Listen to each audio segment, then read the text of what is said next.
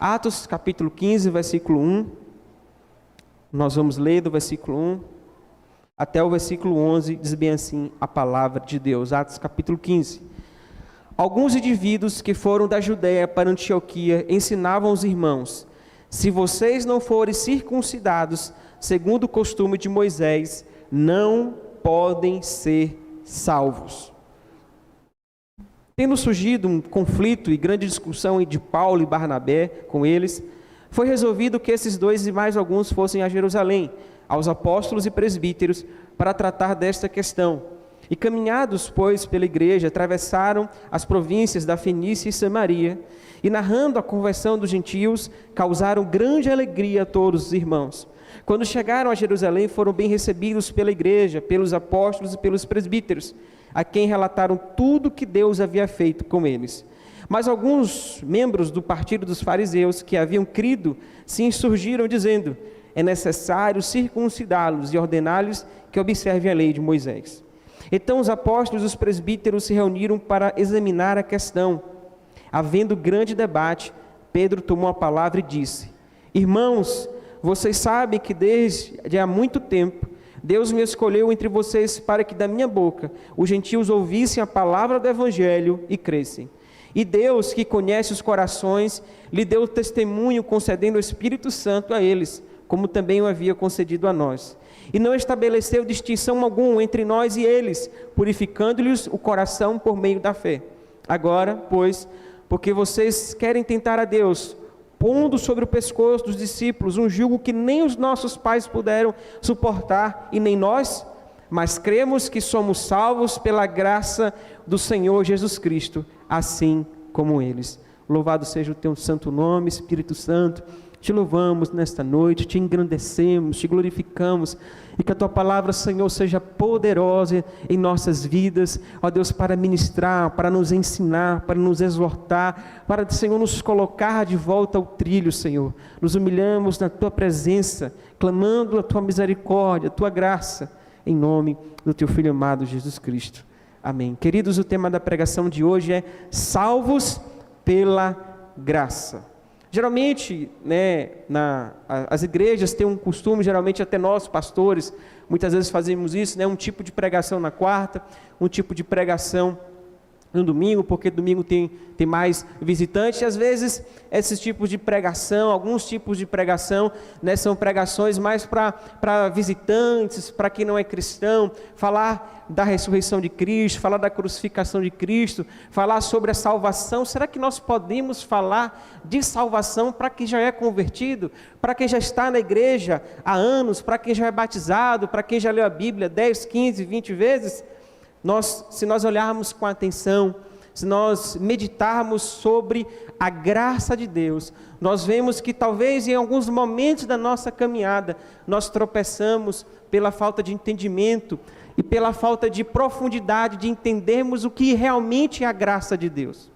Às vezes nós vemos alguns assuntos da Bíblia e banalizamos. Eu lembro, já contei isso aqui algumas vezes na igreja, às vezes nessa época eu estava na escola ainda, e eu conversando com uma colega minha, ela falou assim, eu perguntei como é que foi o culto ontem da sua igreja. Ela falou, foi mais ou menos. Eu falei, por quê? Não, porque o pastor pregou sobre a crucificação de Jesus.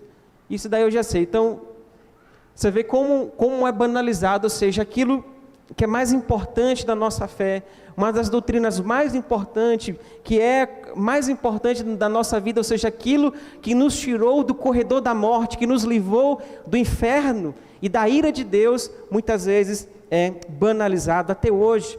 Não sei se você como cristão faz isso, mas se até hoje nas suas orações, quando você ora ao Senhor, quando você tem o seu momento de oração ao Senhor, se você ainda não se emociona, se o seu coração não se quebranta por aquilo que Jesus Cristo fez e pela graça de Deus derramado sobre as nossas vidas, então nós precisamos rever que evangelho é esse que nós temos vivido.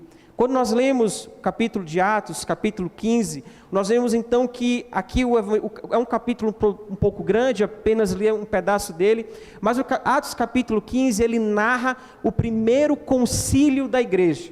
Que é isso, pastor? Que palavra difícil é essa? Ou seja, o concílio, foi uma reunião com os apóstolos, com os presbíteros, com a liderança da igreja, para decidir um determinado assunto. E nesse caso aqui, o evangelho estava se espalhando para o mundo. O evangelho que começa ali de maneira específica em Israel. Claro que no Antigo Testamento o evangelho foi pré-anunciado, mas de maneira específica ali em Israel, esse evangelho ele começa a se espalhar para outras culturas, para outros países, e nesse momento que o evangelho ele chega nesses países pregado por judeus convertidos, quando esse evangelho chega nesses países, há um choque cultural. Há um choque cultural. Quando você lê a Bíblia, você vê, por exemplo, o judeu, ele não comia carne de porco. Ele não sentava não tinha uma refeição com quem não era judeu. Né? Tinha a questão do sacrifício, tinha toda uma questão do ritual, de purificação, de lavar as mãos. Tinha toda uma questão muito específica do povo de Israel. Mas agora esse evangelho se espalha para o mundo, e muitos desses cristãos que pregavam a palavra de Deus, que falavam de Jesus, muitos desses cristãos estavam continuando com práticas judaizantes. Nós vemos isso ainda acontecer no nosso meio, e eu vou falar um pouquinho mais ali na frente. Mas agora, os apóstolos, nesse concílio, os apóstolos dizem agora para a igreja que o Espírito de Deus estava sendo derramado não apenas para os judeus, mas por toda a terra. A profecia de Joel que fala que Deus iria derramar do Espírito dele, que os jovens iriam profetizar, que os velhos iriam ter visões, e as profecias do Antigo Testamento que Deus iria derramar do Espírito Santo dele, estava se cumprindo. Deus estava se revelando para o africano, para o cara da Itália, para o cara da Espanha, para o cara de Antioquia, para o cara da Síria. Deus estava se revelando para essas pessoas, os milagres de Deus estavam sendo manifestados, o poder de Deus estava sendo manifestado sobre aquelas pessoas. Então alguns judeus começaram então a criticar esses cristãos dessas outras nações, porque eles não observavam determinadas práticas do povo de Israel.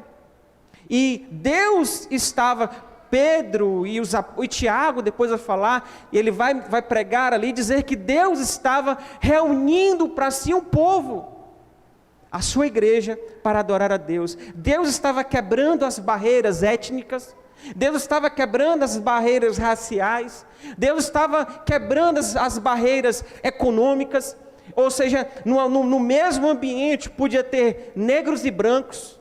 No mesmo ambiente, na igreja de Cristo, tinha espaço para rico e pobre. Então o Senhor, naquela época, ainda hoje a gente pode perceber isso de alguma maneira, mas naquela época um comerciante de alto padrão, ou um grande político, uma pessoa com poder aquisitivo muito grande, jamais iria ali partilhar da sua vida com um pobre, ou com um escravo muitas vezes. Mas o Evangelho, quando o Evangelho alcança aqueles lugares, então há uma mudança cultural, há uma mudança de paradigma, porque agora no mesmo local, na igreja de Cristo, brancos e negros estavam reunidos, ricos e pobres estavam reunidos, todos estavam ceando e partilhando do corpo e do sangue de Jesus. Então Deus estava ali quebrando essas barreiras. E dentro disso eu queria fazer só uma observação, abre aspas. Hoje nós estamos nesse período de política, de tantas discussões, né, de tanta briga, de tanta violência, de tantas coisas acontecendo, né, muitas questões acontecendo, e nós não podemos permitir que dentro da igreja do Senhor, que dentro da igreja de Cristo, haja esse tipo de divisão.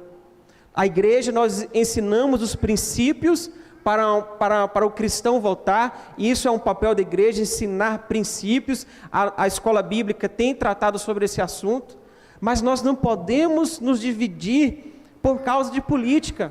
Eu posso discordar de maneira muito ferrenha na pessoa que você vota, isso é um direito que nós temos, mas jamais nós vamos usar o púlpito, o microfone, a igreja, para poder trazer esse tipo de divisão. Eu posso discordar, eu posso ter as minhas questões. Como pastor, nós ensinamos biblicamente princípios da palavra de Deus para o cristão. Mas é a sua consciência na hora do voto, não a minha consciência. O nosso papel é pregar e ensinar. Mas aqui nós não vamos fazer a divisão: se você vota em tal político, você vai ficar desse lado; se você vota em tal político, você não é crente ou você não pode vir aqui. Não é isso. Um dia você estará diante de Deus e você vai prestar conta. Mas nós não podemos levantar esses muros dentro da igreja. Nós não podemos, quer seja por política, quer seja por algum gosto pessoal. Nós temos dentro da igreja essa liberdade de pensamento. Existem coisas que nós devemos pensar igualmente. Todos aqui devem crer em Jesus Cristo. Todos aqui devem crer na Trindade. Todos aqui devem crer que Jesus Cristo um dia vai voltar. Todos aqui devem crer que a Bíblia é a palavra de Deus, inerrante e infalível. Isso daí a gente não questiona. Isso daí é inegociável. Inegociável. Mas no partido A, no partido B, em que você vai votar, isso nós podemos discutir, sim, de maneira sábia, de maneira amorosa, de maneira carinhosa, mas nós precisamos ter sabedoria. Existiam muros que estavam separando os cristãos naquela época. De um lado você tinha fariseus, o pastor pregou isso aqui no domingo falando sobre os fariseus. Você tinha fariseus que tinham crido em Jesus, mas estavam presos às obras da lei.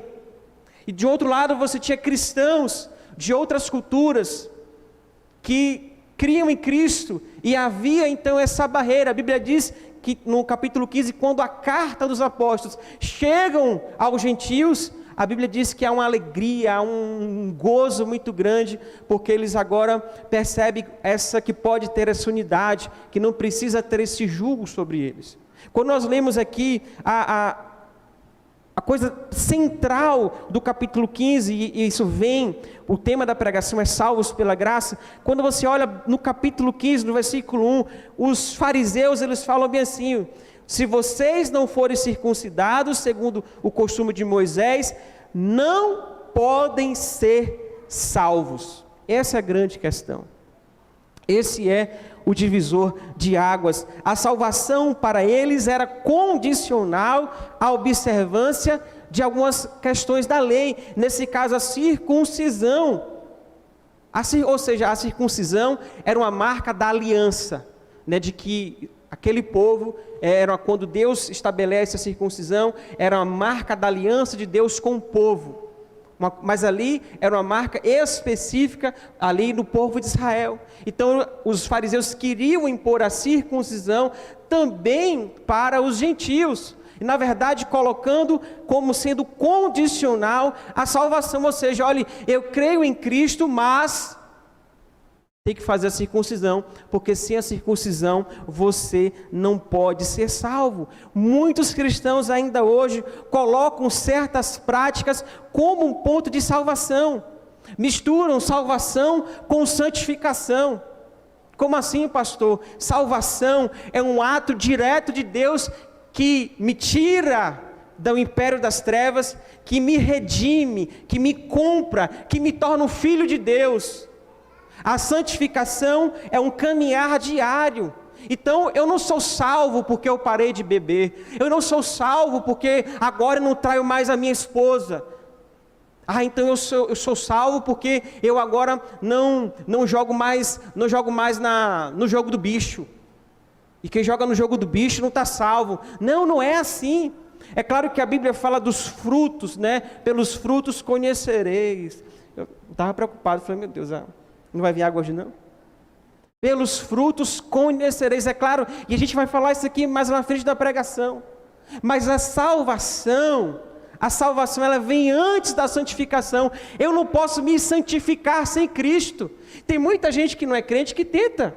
Não sei se você vê, as religiões trabalham em cima disso. Uma santificação sem Cristo. À noite, você vai ver, você pode conhecer aqueles monges budistas, por exemplo, o cara fica lá 50 anos assim,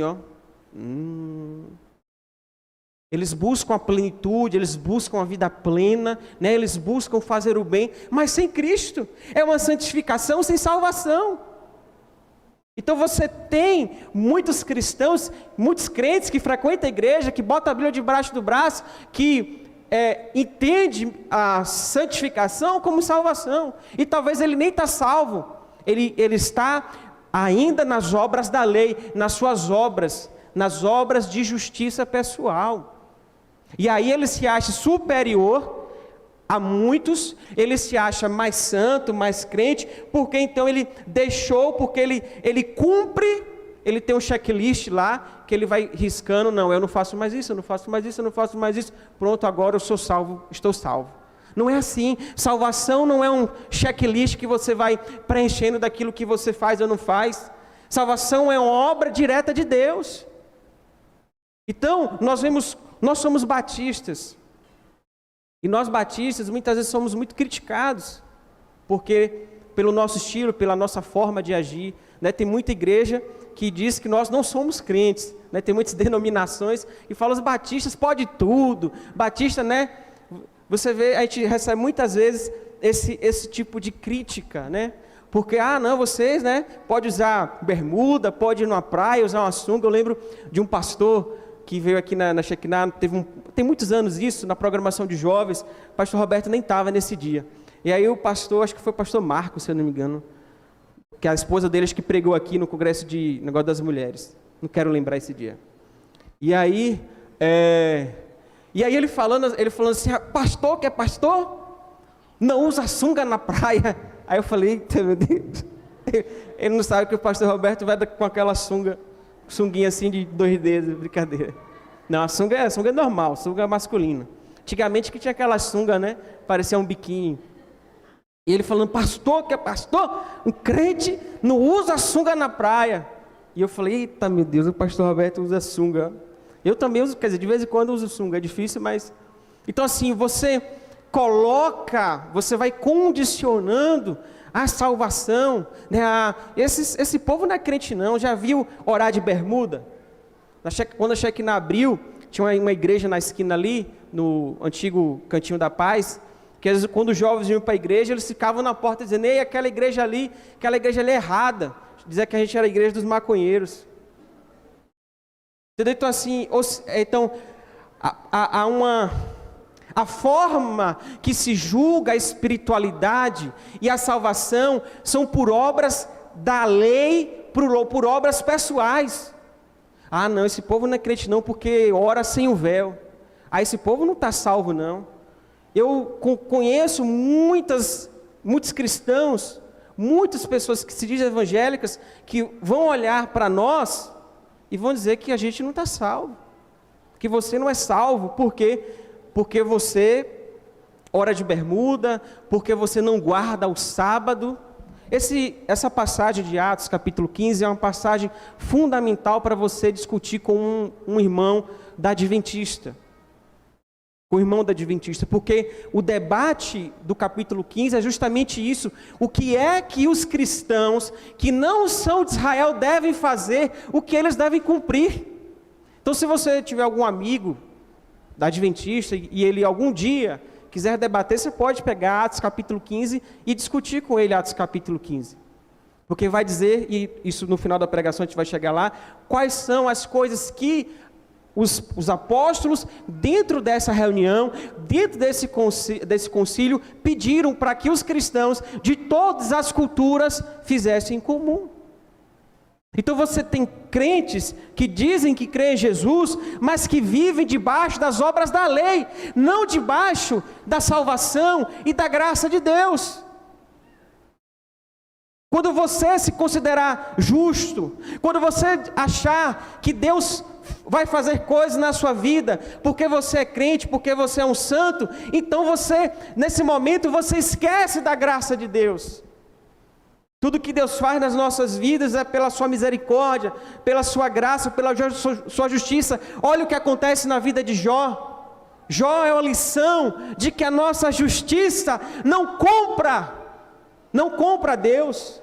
E Deus não impede de coisas ruins acontecer na vida de pessoas boas. É só você ler a história de Jó. Jó fala da sua justiça, Jó fala o quanto ele cuidava dos pobres, dos órfãos, das viúvas, mas mesmo assim a desgraça acontece na vida de Jó, porque a justiça de Jó não era um escudo que impedia Deus fazer algo na vida dele ou não.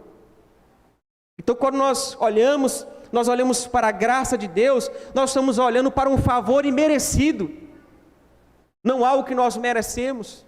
Então quando alguém condiciona a salvação a coisas, ela está crucificando Cristo novamente, como diz lá em Hebreus capítulo 6, verso 6, aqueles que voltam para essas práticas, impossível renová-los para o arrependimento, porque eles estão crucificando a Cristo novamente.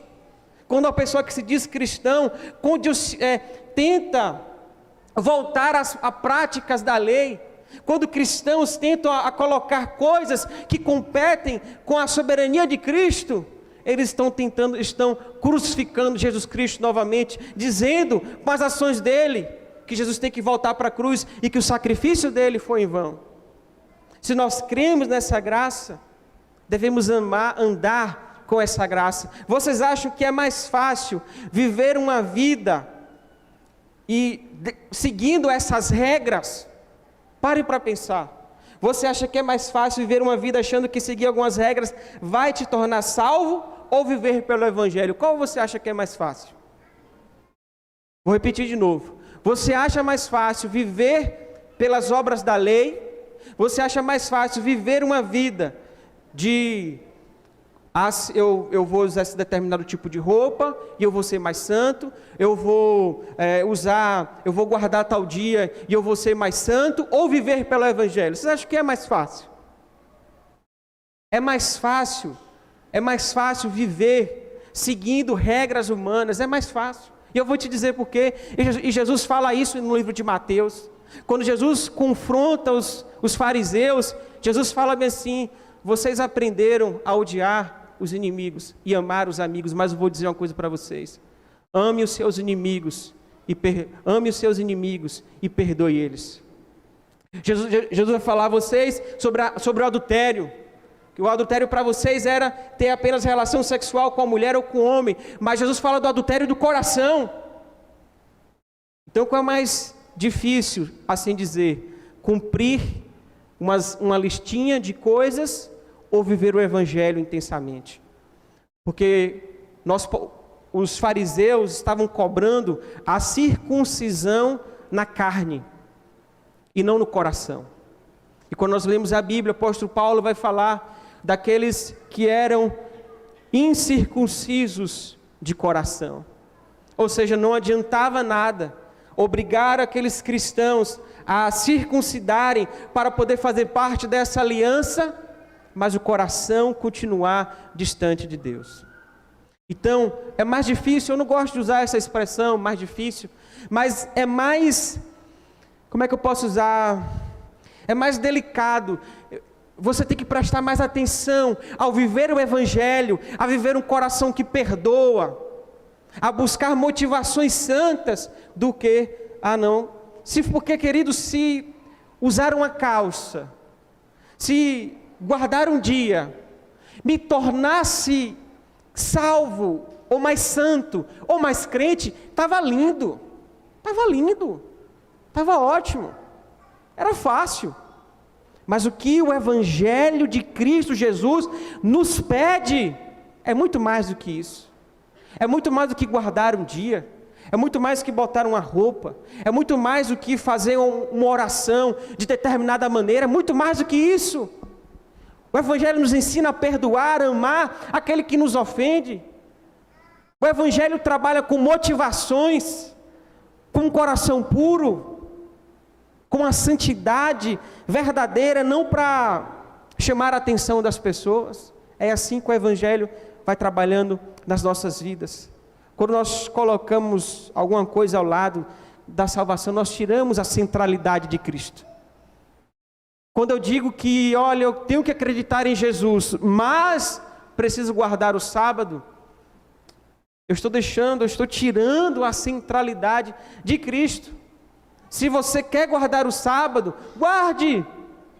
o sábado, a segunda, a terça, só que não coloque o sábado como algo condicionado à salvação. Quer guardar o sábado? Guarde. De sexta do pôr do sol, porque o dia do judeu é diferente, conta a partir do pôr do sol. Então você guarda de sexta das 18 horas a sábado das 18 horas. O homem, a pessoa pode guardar. Agora, não diga que você é mais crente por causa disso, não diga que você é salvo por causa disso, porque você está tirando a centralidade de Cristo. A centralidade de Cristo. No versículo 11 diz, Pedro afirma, somos salvos pela graça. Somos salvos pela graça, somente pela graça. O que isso significa, pastor? Um dos pilares da reforma protestante diz sola gratia, ou somente a graça. Somente a graça. Por que, pastor, somente a graça? Porque a Bíblia vai dizer lá em Efésios que, porque pela graça somos salvos por meio da fé. E isso não vem de vós, é dom de Deus, não de obras, para que ninguém se glorie. Ou seja, os nossos irmãos católicos, eles acreditam que somos salvos pela graça, mas eles falam que a graça e as obras.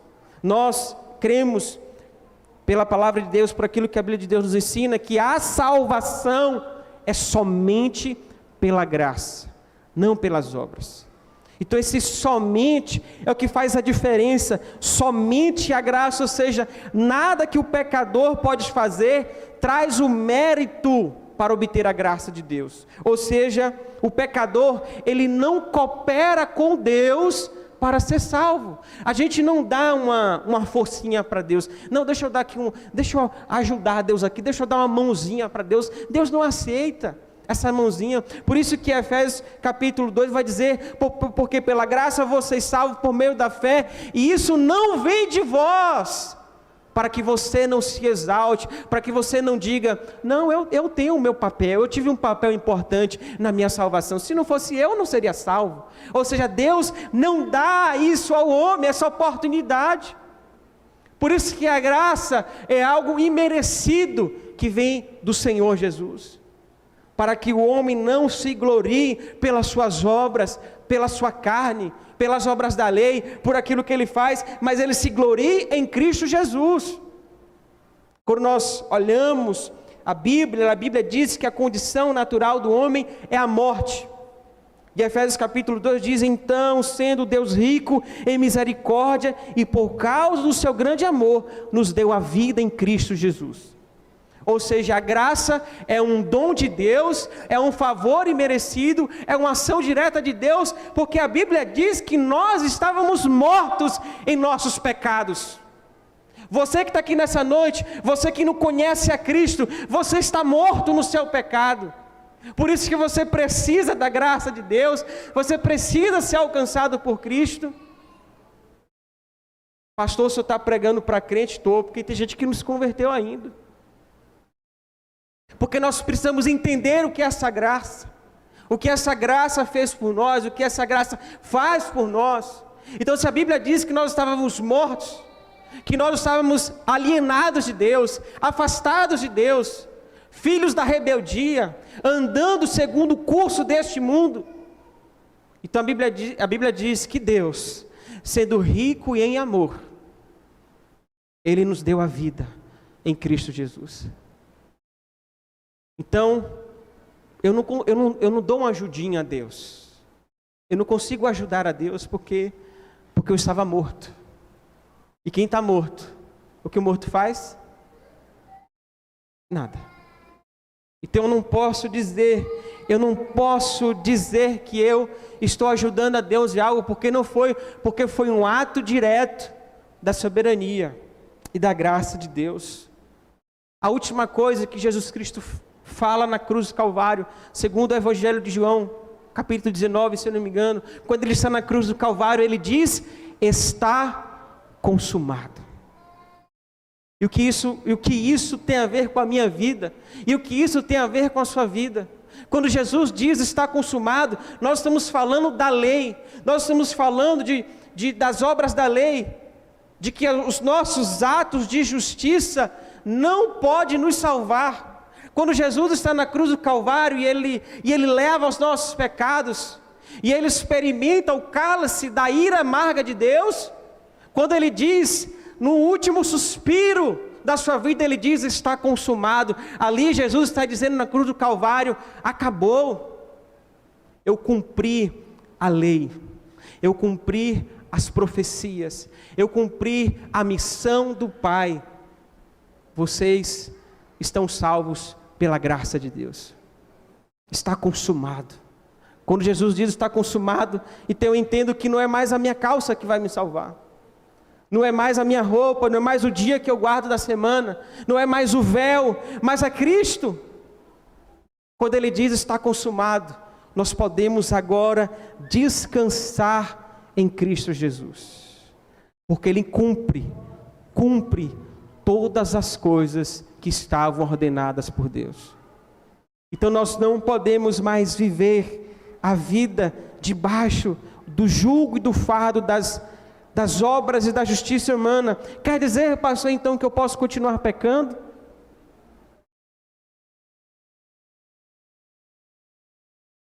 Quer dizer então, você está falando da graça. Quer dizer então que nós podemos continuar levando as nossas vidas de maneira desregrada? Podemos continuar fazendo as coisas? Claro que não. E Tiago, ele dá o parecer, junto com os apóstolos, colocando pontos que deveriam ser comum a todos os cristãos, independente da cultura. Eu estou sem relógio aqui, alguém tem algum relógio? Você vai me dar o relógio que eu não sei olhar. Brincadeira. 6, 7, 8 horas. 8 horas. Então, Tiago, agora chega, o concílio chega à resposta, agora a decisão.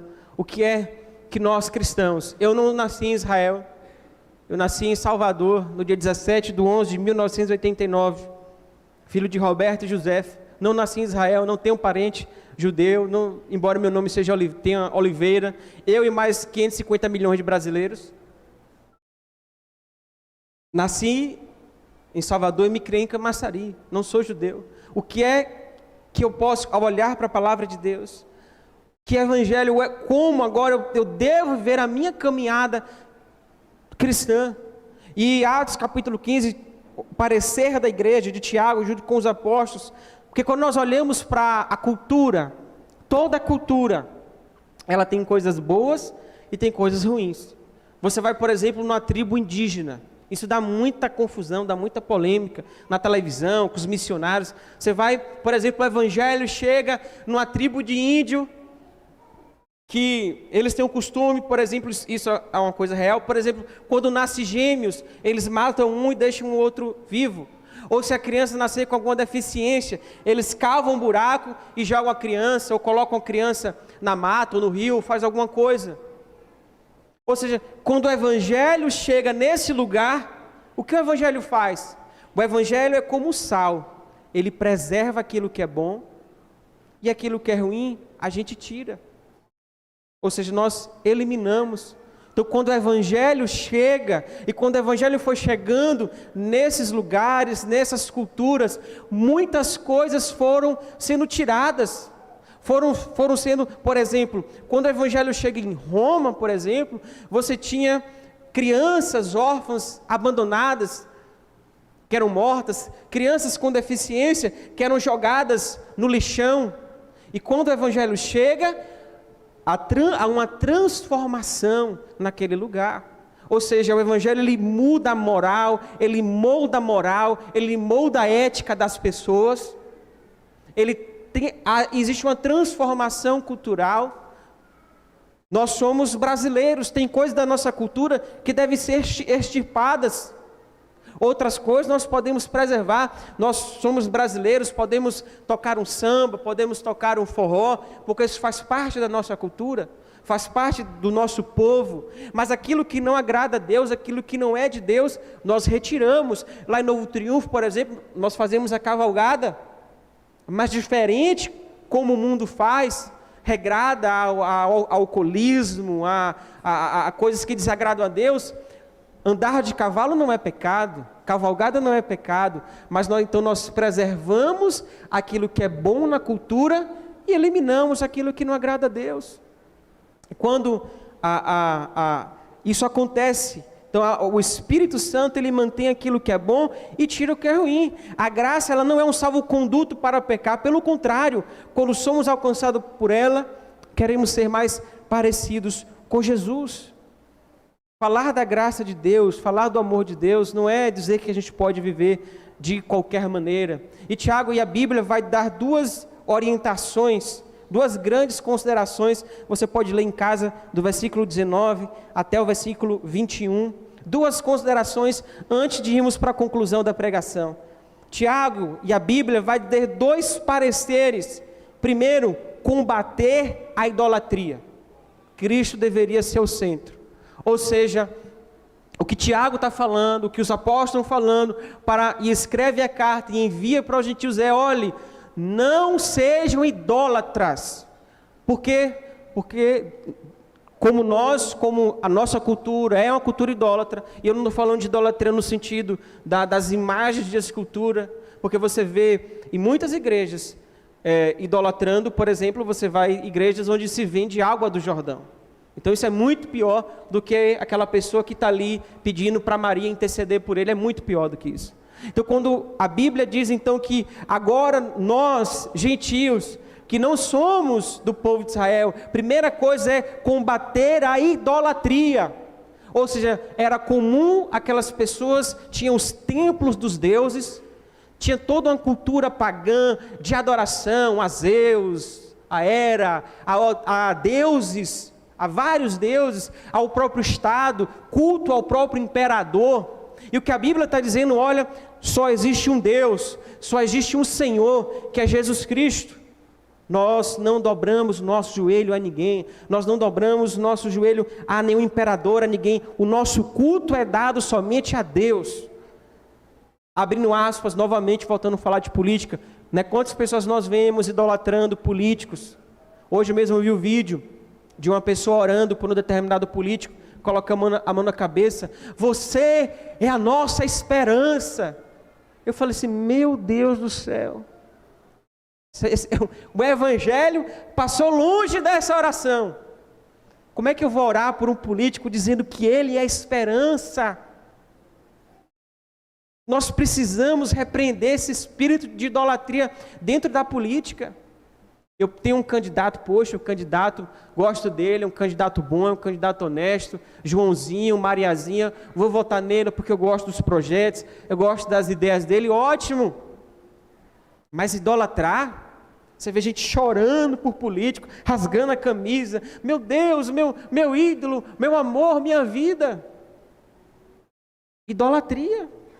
Nós combatemos qualquer tipo de idolatria, seja na política, seja na ciência, seja na sua vida, seja o emprego. Quantos idolatram os cartões de crédito?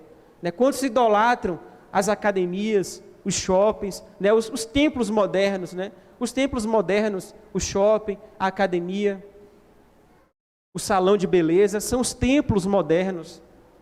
E muitos adoram os seus deuses dentro desses templos. Então nós vemos nós somos de uma cultura idolátrica. A todo tempo busca e levanta falsos deuses. Então a primeira coisa que a igreja está dizendo para nós, o que a Bíblia está dizendo, olha, combate a idolatria. E o segundo ponto, combate a imoralidade sexual. Ou seja, a pureza, que nós somos templos do Espírito Santo de Deus. Esse é um ponto que hoje a igreja ela está sendo bastante atacada. A igreja, e nós precisamos estar preparados para isso. Não adianta a gente achar que isso não tem nada a ver conosco. Mas a questão da sexualidade, creio eu, que seja hoje um dos principais, ou o principal, um dos principais motivos de parte da sociedade, da mídia e de muitas pessoas criticarem a igreja. Por nós crermos na palavra de Deus, na moralidade sexual da Bíblia, do casamento heterossexual, do casamento entre um homem e uma mulher. de um relacionamento santo, do matrimônio sagrado, do matrimônio sem mácula. Nós cremos nisso. De defendermos a família tradicional. E nós, como cristãos, nós vamos pagar estamos pagando um preço muito grande por causa disso, por defender verdades que nós cremos que são inegociáveis à nossa fé.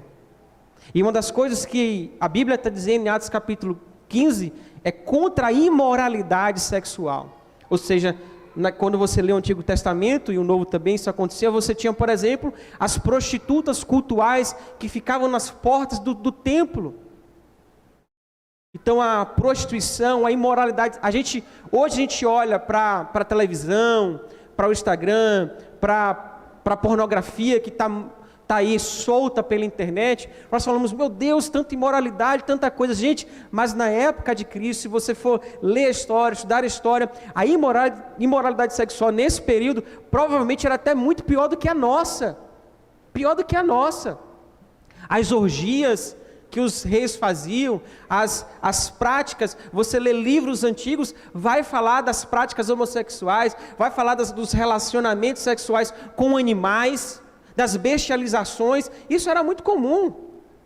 Então a Bíblia estava condenando e chamando o povo de Deus para ser um povo diferente, moralmente falando, espiritualmente falando, eticamente falando, eles deveriam ser diferentes. A ética sexual do cristão deveria ser um exemplo para um mundo caído, onde não tinha leis, onde não tinha regras para isso. E agora, para nós concluirmos, nós falamos sobre a graça. E o Evangelho, ele é equilibrado. Nós não podemos caminhar nem para o legalismo, para as obras da lei, para se eu usar então uma calça, eu vou ser mais santo, ou então eu sou salvo por isso, mas também nós não podemos caminhar pelo caminho de que então tudo pode se fazer. Quando nós lemos Atos capítulo 15, nós vemos uma reunião dos pastores, dos apóstolos, para discutir justamente o padrão de vida que os cristãos deveriam viver. Ou seja, eles não poderiam seguir o caminho das obras da lei, eles não poderiam seguir o caminho da justiça pessoal, como também não poderiam viver um caminho de que agora tudo poderia ser feito. A graça não podia ser desculpa para o pecado, muito pelo contrário, se eu fui alcançado por Cristo, se essa graça me alcançou, então eu vou viver segundo aquilo que Jesus me ensinou. Se eu fui alcançado pela salvação de Cristo, eu vou viver segundo aquilo que Cristo me ensinou, e nada mais do que isso. O Evangelho, ele nos ensina ao equilíbrio, a andarmos no centro, e o nosso centro é o Senhor Jesus. Que Deus te abençoe, que Deus derrame graça sobre a sua vida, graça sobre o teu coração, sobre a sua vida, e que você seja dependente somente de Cristo Jesus. Não é você, não é sobre você, não é sobre os seus atos de justiça, mas é a bondade de Deus, a misericórdia de Deus, o amor de Deus sobre a sua vida. Aquilo que você tem, aquilo que você pode conquistar na sua vida, pela graça, pela bondade de Deus.